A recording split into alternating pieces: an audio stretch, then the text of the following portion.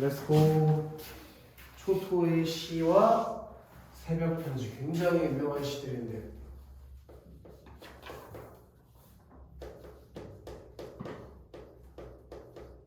일단은 보기를 통해서 또 내용을 먼저 이해해 봐야 되니까 3번 문제에 있는 보기를 물어가야 될 것이 부상의 초토의 시 1.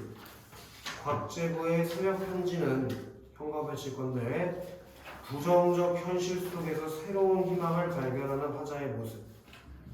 부정적 현실 속에서 새로운 희망을 발견하는 화자의 모습을 형성하시다. 그러니까 전부 다 현실이 무슨 현실이에요? 그 속에서 뭘 발견해? 그럼 우리 부정적 현실은 세모 받고 새로운 희망은 동그라미 박아볼게요. 승민, 두 시 모두 현재 현실은 어떻다고? 부정적이야. 근데 그 속에서 뭘 발견해요? 새로운 희망에 바로 동그라미 박아볼게요. 부정적 현실에서 새로운 희망. 니네도 지금 수업하는 게 너무 힘든 부정적 현실에 취해 있잖아. 근데 예를 들어서 이 8강이 끝나면 내가 너네들에게 나가서 음료 카드를 주고 아무거나 먹을 수 있게 해주겠대. 그럼 새로운 희망을 발견하고 있는 거 아니야? 벌써 지금 서연이가 웃고 있잖아. 새로운 희망을 발견하고. 카드 주실. 아 그럼 뭐 붙여주겠어. 저기도 새로운 희망을 발견하고 웃고 있잖아. 부정적 현실에서. 아무거나요?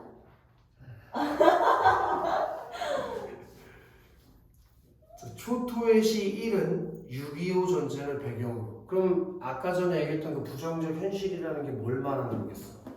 6.25 전쟁을 말하는 것일 테니까 걔한테 세워 봐봐야지. 6.25 전쟁. 초토의 시는 승민 어떤 것이 부정적 현실이라고? 6.25 전쟁. 그리고 새벽 편지는 얘도 세워 칠 건데 좀 길어. 이거는 비민주적이고 억압적인 정치 현실. 그게 부정적인 현실이겠지. 이해돼 연호? 그걸 배경으로. 근데 아까 부정적인 현실 속에서 뭘 발견한다고 했어? 새로운 희망을 발견한다고 했으니까 무슨 희망을 발견했는지 생각해봐야지.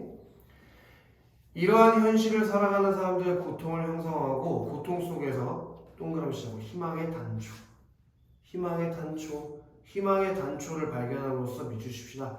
현실에 대한 화자의 전환된 인식을 드러내고 있다. 그러니까 인식 전환이라는 게 드러날 거라고. 현실이 부정적이지만 희망의 단서를 발견하면서 인식이 어떻게 된다고 선생님? 전환. 아시겠어?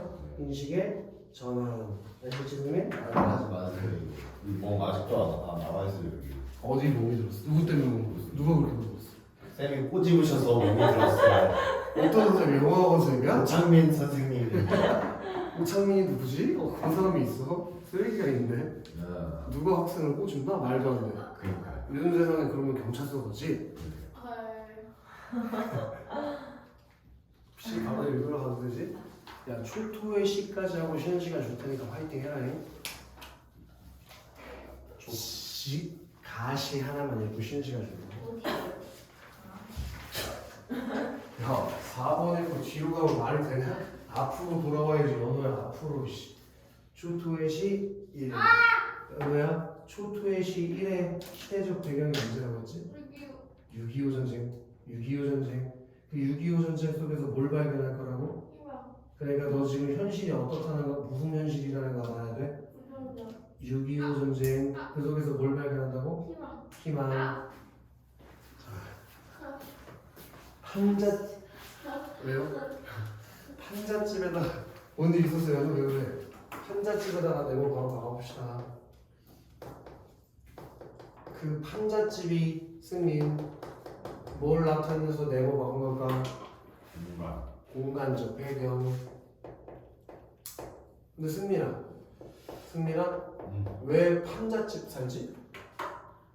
또 판잣집 안 살잖아. 근데 왜 얘네는 판잣집 살아? 오. 판잣집이 뭐예요? 그 널빤지나 이런 바닥에 돌아다니는 나무떼기로 만든 임시집. 그런 게 판잣집이야. 판자촌이라고 갈데 없는 사람들이 모여가지고 이상한 막 쓰레기 같은 거 주워서 집 만들고 살던 촌이 우리나라에 있었어. 그게 판잣집이야. 그럼 여기서 이 판잣집이라는 건 뭘 의미하는 거냐? 전쟁으로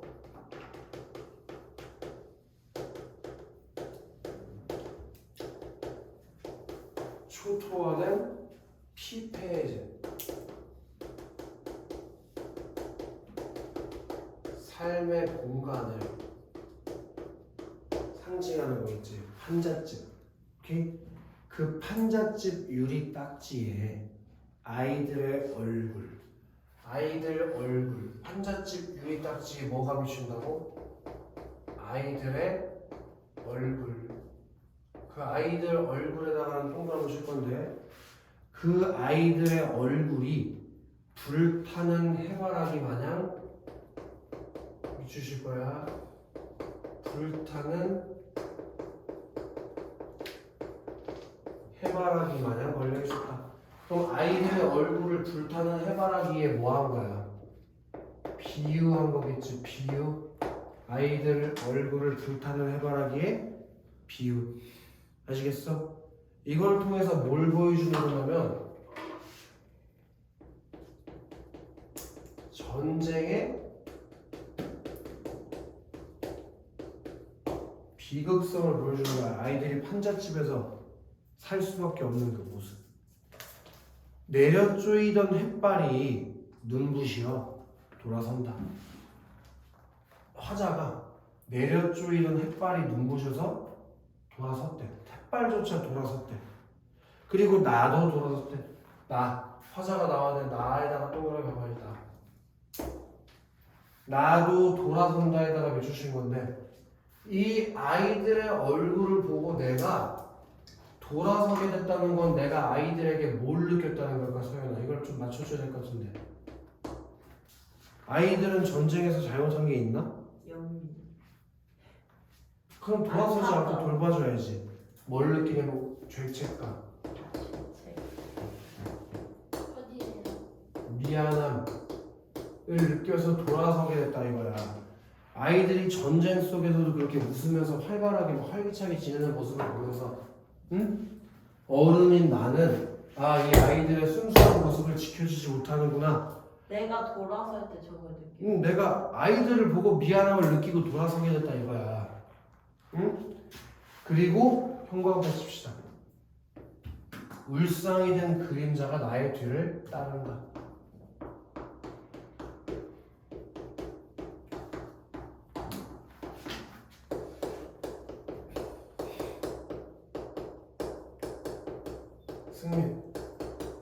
승민, 난 태어나서 그림자가 울상이 됐다는 얘기는 들어본 적이 없는 것 같아.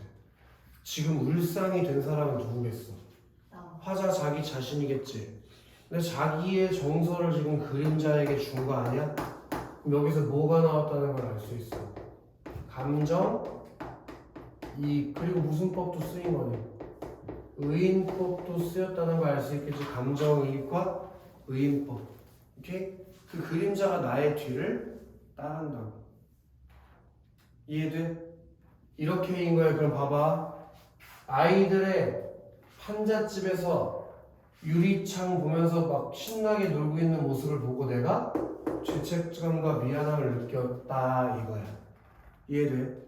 자, 어느 접어든 골목에다 내어칠 건데 그럼 처음에 판잣집에 있다가 얘가 어디 간 거야? 골목으로 간 거니까 지금 시선 전개가 어떻게 이루어지는지 알겠지? 시상의 전개 방식이 공간의 이동에 따라 이루어지고 있구나 를 알 수 있겠지, 그치? 거기에 가서 걸음을 멈췄대. 그 걸음을 왜 멈추가? 가다가 왜 멈춰? 보통 니네 어디 걸어가다가 왜 멈추냐? 뭔가 볼만한 게 있을 때 걸음을 멈추지 않아? 자기의 관심을 끌만한 대상이 보였단 말이지. 그게 뭐냐? 잿더미가 소박한 울타리에 개나리. 얘가 뭘 보고 걸음을 멈추랬대? 자, 퀴즈인데 이걸 맞춰야 될 것 같아. 개나리를 보고 얘가 걸음을 멈췄단 말이야. 울타리가 전쟁의 피해로 인해서 잿더미가 돼서 다 부서졌거든? 그 속에서 피어난 개나리를 보고 멈췄다는 거야. 근데 니네 이 시의 내용이 아까 보기에서 뭐라 그랬어? 부정적인 현실 속에서 새로운 희망을 발견한다는 얘기를 봤었지. 그럼 당연히 여기서 이 개나리는 뭘 상징하는 거겠어? 이게 희망을 상징하는 거야, 희망. 이해돼? 오케이? 그럼 그 위에 있던 잿더미가 소박한 울타리 있지? 잿더미가 소박한 울타리. 그 울타리는 뭘 상징하는 거겠어? 6.25 전쟁의 부정적 현실을 상징하는 거겠지. 부정적 현실. 그럼 이 울타리랑 개나리가 서로 뭘 이루고 있다는 걸 이해해 줄 수 있어? 대조를 이루고 있다는 걸 이해할 수 있고, 그걸 통해서 희망을 더 강조해주는 효과가 있겠지. 이해돼? 저기 언덕을 내려달리는 이런 게 역동적 이미지인 거야. 내려달리는 거. 소녀의 미소. 그럼 이 소녀의 미소에서도 얘가 뭘 발견하게 되겠어? 희망을 발견하게 되겠지? 감옥에서 걸음을 멈추고 그 소녀의 미소에는 앞니가 빠져 죄 하나도 없다. 이거는 봐봐. 중의적으로 해석될 수 있는 거야. 소녀의 미소에는 앞니가 빠져서 죄 하나도 없다는 게 니네는 이렇게 처음에 이해했겠지? 앞니가 하나도 없구나. 근데 그게 아니라 그 죄가 니네가 무슨 잘못한 일을 저질렀을 때 우리가 죄졌다라고 하지. 그 의미로도 해석될 수 있는 거라고. 소녀는 죄가 하나도 없다. 소녀는 앞니가 하나도 없다. 두 개로 의미가 해석될 수 있다고. 이해돼? 이 전쟁은 누가 일으킨 거니? 어른들이 일으킨 거지 아이, 소녀 얘네들이 일으킨 게 아니니까 이 사람들은 죄가 없다는 거야. 무슨 얘기인지 알겠어? 그래서 해석이 두 가지로 이루어질 수 있다는 걸 알고 있어야 돼. 근데 봐봐. 나 처음에 아이들의 얼굴을 봤을 때는 죄책감과 미안함을 느끼면서 그림자가 울상이 됐었지. 그리고 골목으로 가다 멈춰서 발견한 개나리와 소녀의 미소를 본 다음에 나는 술 취한 듯 흥그러워진다. 이 청반표 치고 미주셔도 돼. 흥그러워진다.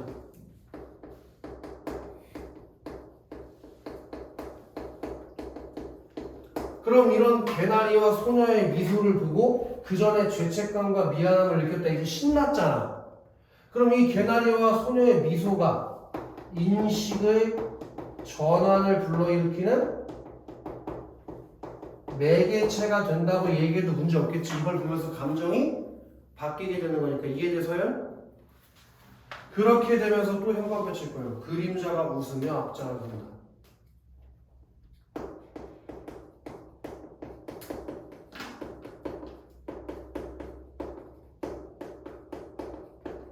봐봐 승민.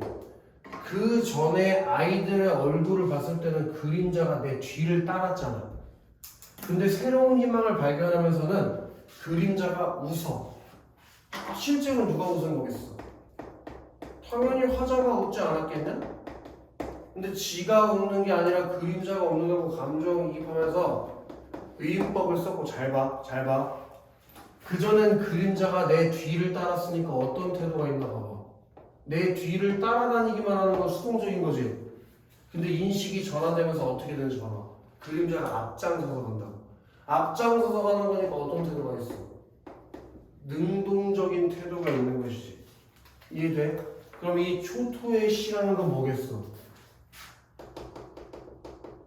전쟁의 폐허 속에서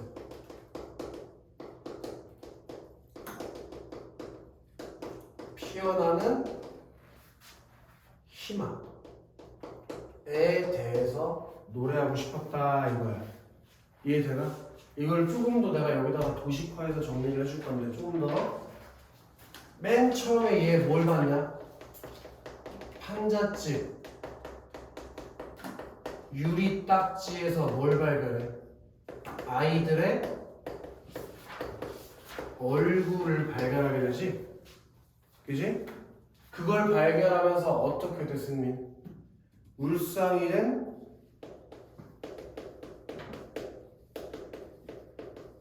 그림자가 나의 뒤를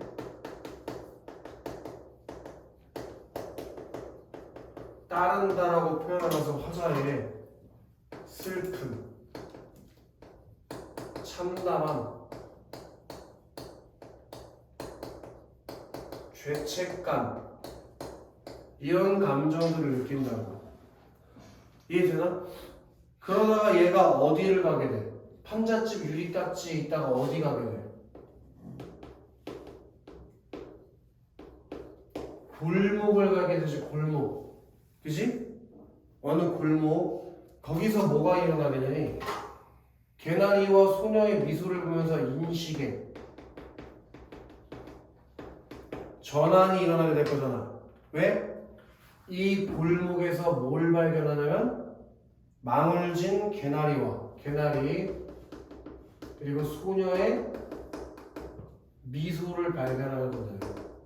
소녀의 미소. 오케이? 그러면서 어떻게 돼? 웃는 그림자가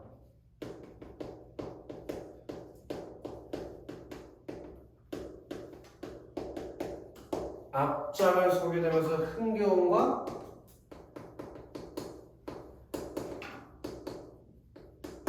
희망을 발견하게 된다. 흥겨움과 희망. 무슨 내용인지 알겠어?